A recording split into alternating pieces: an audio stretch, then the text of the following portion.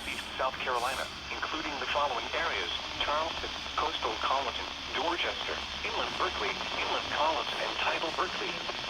Until 10 p.m. Eastern Daylight Time this evening. Widespread showers and thunderstorms with torrential rainfall will impact much of the Charleston, Tri-County area and Colleton County this evening. Rainfall amounts of 1 to 3 inches, localized amounts in excess of 5 inches could fall, possibly in less than 2 hours.